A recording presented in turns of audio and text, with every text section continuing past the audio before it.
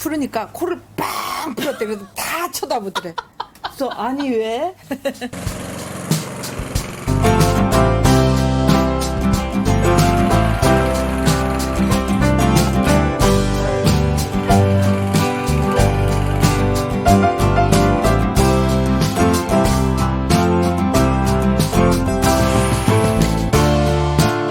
지금 뭐 하시려고 하시는 지금 거예요? 잔디 깎으려고 그래요. 왜냐면은 독일에 살다 보면은 한국에서는 여자들이 상상도 못하는 일도 해요. 잔디 깎는 일, 그다음에 뭐 나무 자르는 일서부터 나무 위에 올라가서 전지하는 일, 별의별 걸 다 해요. 그거 다 직접 하세요? 직접 해요.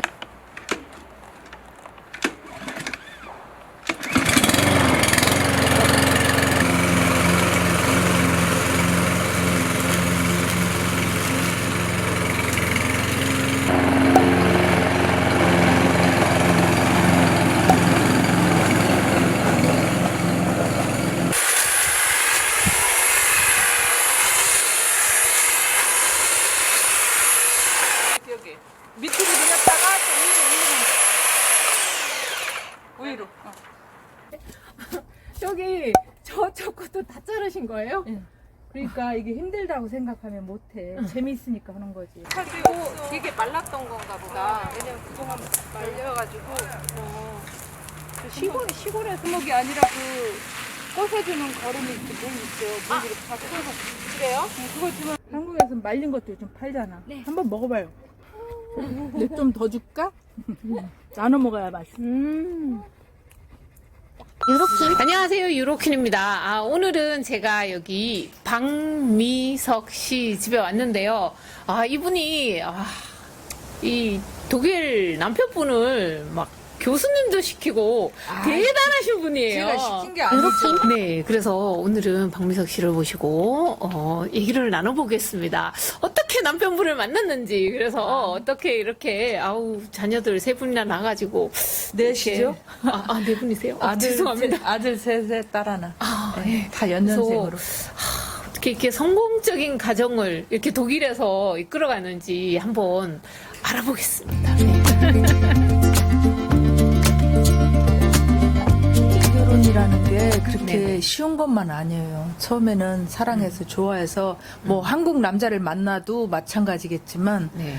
사람은 변하잖아요. 그렇죠. 아니 근데 이제 문화적인 것 때문에 그래요? 문화적인 것 때문에 이제 많이 마음고생도 초창기에 많이 했었죠. 아무래도 나는 한국 사람이고 남편은 독일 사람이고 그러다 보니까 어떤 때는 예를 들면 어떤? 예를 들면은 남편도 예민한 것도 있겠지만 뭐 한국에서는 뭐 서로 막 맛있는 거 있으면 막 이렇게 젓가락을 집어서 막 밥 위에다도 올려주고 그렇죠. 이거 먹으라고 막 이러잖아요. 네. 한국은 그게 완전 사랑이고 막 식구들 같은 서로 챙겨주고 엄마가 자식한테 그리고 남편한테 하듯이 저도 그렇게 초창기 했는데 남편이 그거를 질색을 하더라고요.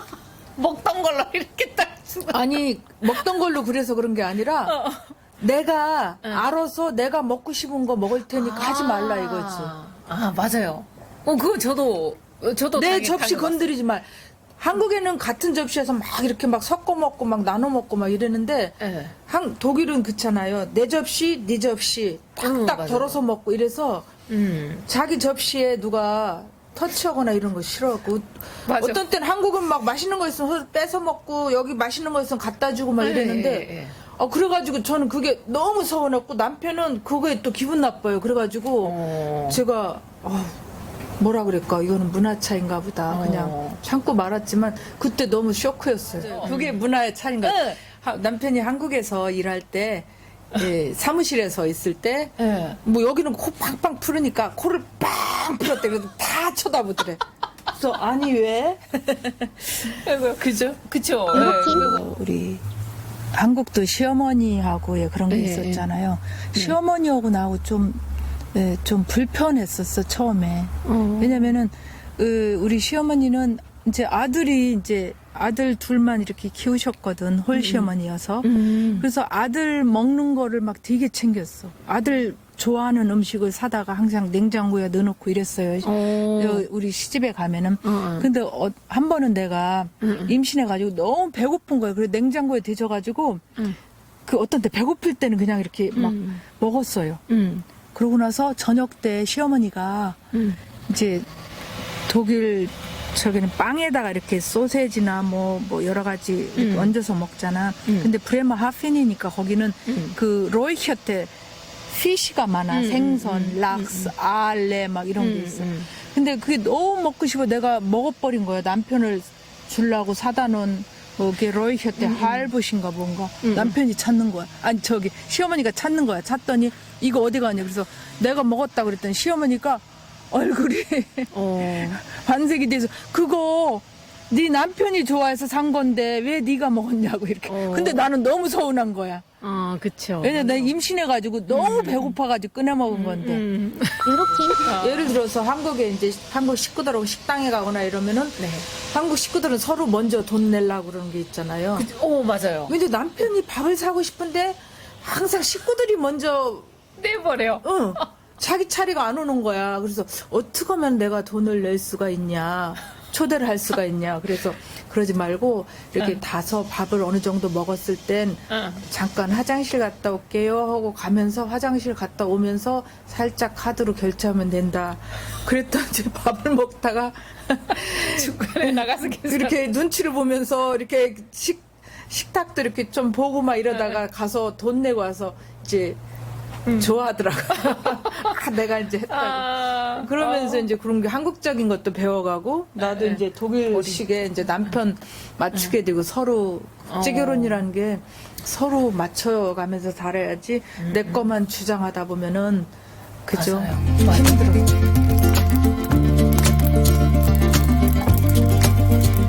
저희는 남편이 예를 들어서 한글 학교도 그렇잖아. 어떤 독일 아빠들은 애들이 한글 학교 가기 싫어하면은 부모 마누라하고 이제 싸워가지고 애들이 가기 싫어하는데 왜 보내냐고 그래가지고 애들 독일에서 살고 독일 말 하면 됐지 왜 한글 학교 보내냐고 그래가지고 한글 학교 다니던 애들이 그만두는 경우를 많이 봤거든요. 근데 우리는 남편이 아빠가 독일 사람이고 독일에 살아서 독일 말을 해야 되는 건 당연하지만 한국 엄마기 때문에 한국말도 꼭 배워야 된다.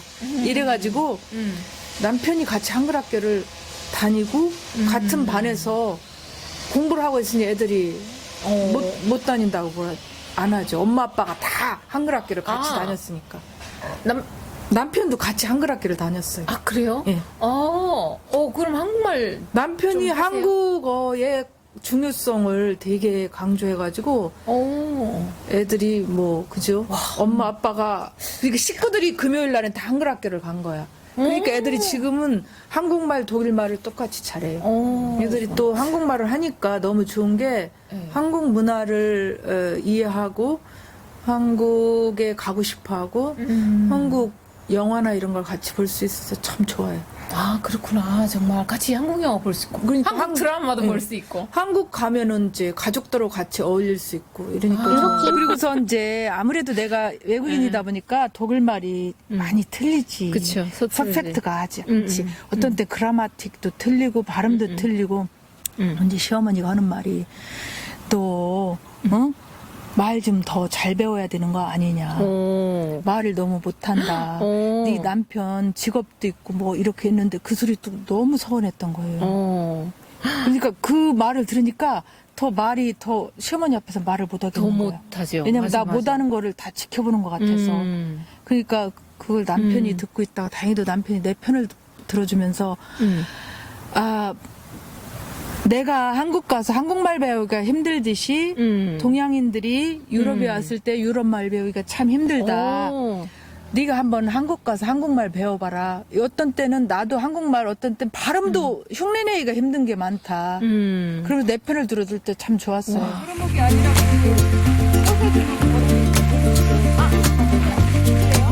처음에 남편이 회사에서 일을 했었어요. 근데 남편 성격상 누구 밑에서 이렇게 일을 하는 게 조금 그래. 왜냐면은 아무래도 위에 사람들이 있게 되면 위에 사람들의 어떤 때 명령에 아니면은 그 사람 말에 따라야 되고 그쵸. 그런 게 있잖아요. 네. 근데 남편은 학자 스타일이다 보니까 누구 말을 듣는 것보단 자기가 이렇게 알아서 일하고 이런 걸 좋아해요. 그러다 보니까 회사에서 일할 때 참 힘들었어. 위에 안 좋은 뭐 셰프나 위에 이런 저희가 있을 때 많이 부딪혔어. 그래서 회사 다닐 때 많이 이렇게 바꿔 그런데 어느 날 미국에서 무슨 뭐 강연인가 뭐를 하게 됐는데 미국 그 친구도 지금은 교수인데 그분이 그랬대. 아우 당신은 회사에서 이러지 말고 학자 스타일이니까 교수로 하면 어떻겠냐. 그 소리를 듣고 오더니 저한테 그러더라고요. 아 친구 스컷 누구누구가 나한테 이렇게 얘기했는데 어떻게 생각하냐. 그랬더니 오 맞는 말인데 그렇게 하고선 남편이 계속 미국서부터 계속 이 대학 저 대학 이제 원서를 넣었어요. 근데 3번 4번 계속 떨어지는 거야. 그리고 5번째 떨어지고 나니까 남편이 이제 기가 죽어서 아이 자기 포기하려고 그러더라고요. 그래서 내가 그랬어요. 아니 왜 포기해? 포기하면 안 되지. 한국 속담에 이런 말이 있어요. 10번 찍어서 안 넘어가는 나무 없다. 지금 당신이 혹시 7번, 8번 찍었는데 한 서너 번만 더 찍으면은 넘어갈 나무를 9번 찍고 그만두면 안 되잖아. 그러니까 계속 찍어봐, 넘어갈 때까지. 아무래도 처음 시작하는 사람보다는 5번, 6번, 7번, 8번 한 사람들이 예, 이게 저희가 됐으니까 연습이 돼가지고 더 확률이 많겠지? 그렇게 했더니 웬걸 10번째 되는데 대박이 났어요. 3군데가 된 거야. 함부르크 대학교, 인스북, 오스트리아 인스북 대학, 한국에 있는 국민대학. 와. 그래서 골라서 함부르크로 왔잖아요. 이렇게 한국에 남편이 왜 꼭 서울대로 가려고 그러냐면은 서울대가 좋은 것도 있지만 관악산 때문에. 관악산을 그렇게 좋아해요.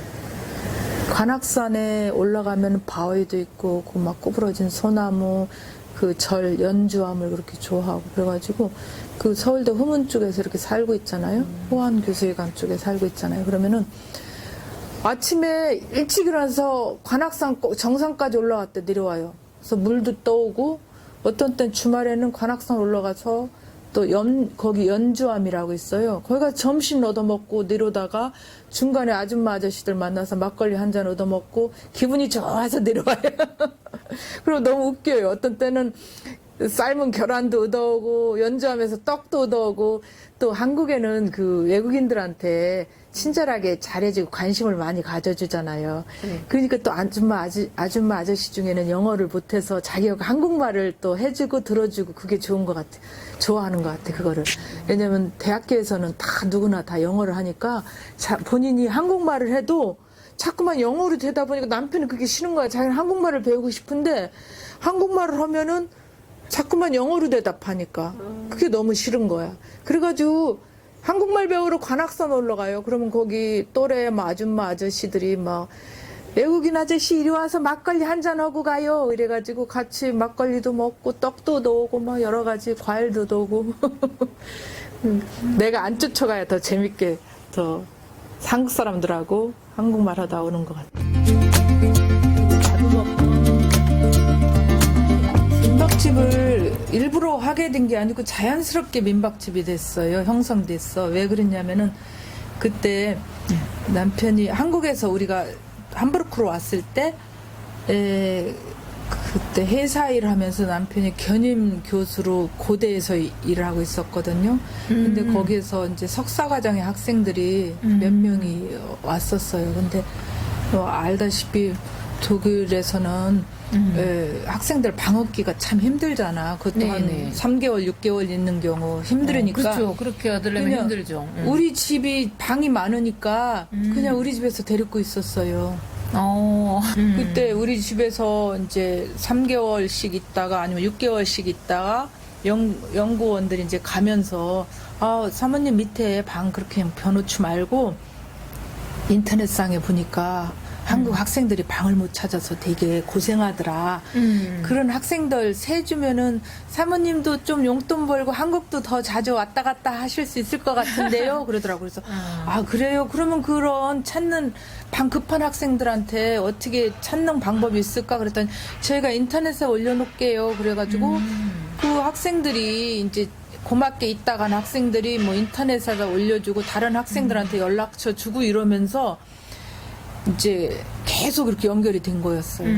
근데 그렇게 해서 이렇게 집에서 하시다가 그러면은 좀 이렇게 더 크게 이렇게 본격적으로 민박을 하시게 된 집에서 한 거는 그때 민박집을 한 게 아니라 애들 학생 그냥. 돕는 차원에서 했는데 네.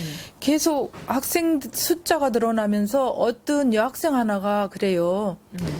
그 세정이라는 여학생이 하나 있었는데 우리 집에서 피아노 공부하고 오랫동안 있었는데 그 친구가 사장님 요즘 그 학생들 방 찾는 학생들도 많고 학생들도 점점 늘어나고 음대생, 미대생들이 많이 오고 그런데 방 찾기 참 힘들어요. 혹시 요즘에 큰 도시에 민박집이라는 게 있고 그런데 그런 거 해보시면 어때요? 근데 이제 그게 좋은 힌트였던 것 같아요. 마침 애 닛 키우면서 독일에 살 수 있는 일이 뭐가 있겠어? 맞아요, 그렇죠. 애들 예. 뭐 돌봐야 되니까. 또 부부가 둘 일을 하다 보면은 세금도 많이 내고 막 이러잖아요. 맞아요. 그러다 보니까 민박집 하면 애들도 키우고 애들 학교 간 사이에 하고 이러면 참 좋을 것 같더라고요. 민박집이라보다는 옛날엔 뭐 애들 그냥 방 빌려주는 식으로 했었지. 근데 우리 집에서 하기는 너무 그렇고 그래서 위에 동네에 네. 방 한 3개짜리를 얻어서 학생들 한 6명 이렇게 둘씩 살게 했어요. 근데 자꾸만 더 막 사람이 늘어난 거야. 그래서 아파트 그러니까 1, 2층을 빌려가지고 아파트라기보다 큰 게 모이대였지. 네. 거기 한 방 10개인가 11개인가를 얻어서 했는데 거기도 또 막 그죠? 계속 늘어나는 거예요. 그 회사 사람들까지 이제 학생들 말고 대한항공, 아시아나, 뭐 에어부산, 삼성, 뭐 지멘스, STX 그때만 해도 풍력 회사도 많이 오고 막 연수 오는 회사 사람들부터 또 대학교 뭐 썸머 스쿨 때문에 막 교수님들하고 애들 오고 그 막 도와달라고 오고 그러다 보니까 집을 그냥 살려고 했어요. 근데 남편이 막 말리더라고. 미쳤냐고 저렇게 큰 집 저렇게 샀다가 어떻게 하려고 그러냐고. 그래서 집을 보러 갔어요. 그랬더니 남편이 그러는 거야. 그러지 말고 일단 한국 그때 휴가 가려고 그랬거든. 한국 갔다 와서 그때까지 저 집이 응? 안 팔리고 있으면은 그때 저 집을 사자. 그랬더니 오케이. 그러고 갔다 왔어요. 웬걸 그 집이 남편이 아직까지 그 집이 팔리기는 바라고 그 얘기 한 거 아니야? 아니 좀 생각해보자. 이거 독일 사람들은 되게 이렇게 조심스럽게 생각을 많이 하잖아. 꼼꼼하게. 예, 뭐 맞아요. 뭐를 큰 걸 하려면은 세심하게 생각하고 맞아요. 계산하고 두번, 막. 세 번 하고. 근데 맞아요. 저는 일단 일을 벌리고 보는 거야. 이거 계산적이고 이런 거보다. 그래서 갔다가 왔는데도 이게 집이 비어 있어가지고 샀죠. 뭐. 그때 참 사길 잘했던 거.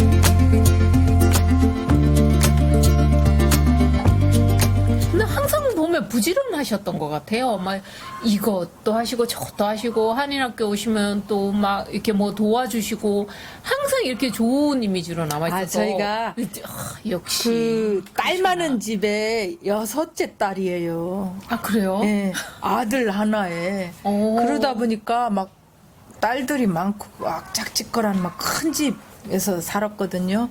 그러다 보니까 사람들을 너무 좋아하고 독일에 와서 너무 외로운 거야. 한국 사람을 못 만나고 그러니까 외국에만 다니다 보니까 네. 그러다 보니까 한국 사람이 그리웠는데 마침 뭐 민박집 하게 되고 애들 또 한국말 때문에 한국 학생들 도우니까 한국 학생들이 자주 오니까 우리 애들도 이모가 있고 언니가 있고 오빠가 있고 이러니까 너무 좋은 거죠. 아,